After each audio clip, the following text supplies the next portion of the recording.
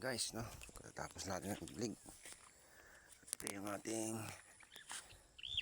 balon. Ayan, yung ating manggahan. Ito yung ating pananim na ampalaya. Ito na sila, guys, oh. Malaki na. Ito ay Galaxy Max F1. Yan. Hybrid po siya, no?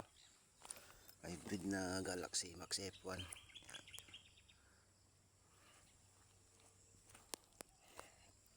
Yan siya, kaparma. Yan. Yung ating ampalaya. Direct seed. Direct po natin siya, no? Mga kaparma, yung buto. At binabad natin siya ng magdamag isang gabi bago natin siya itinanim dito sa kaparma.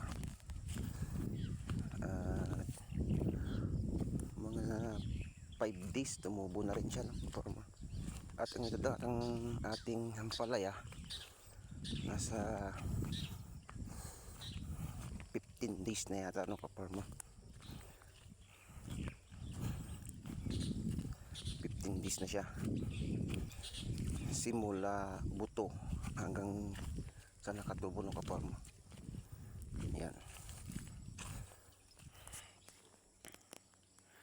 At sana nga, no, maganda yung kalabasan niya dahil mainit ang panahon ngayon, no, kaparma. Grabing init. Hindi ko alam kung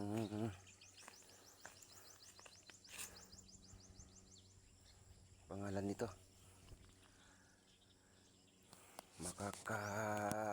ano sa init, no, kaparma.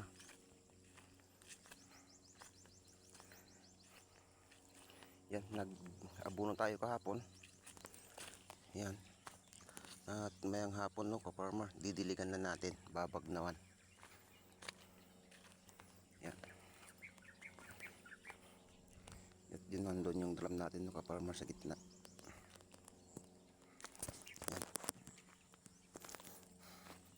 Yan, maraming salamat, no, mga kaparma, sa pagsubaybay ninyo, no, kaparma. Yan.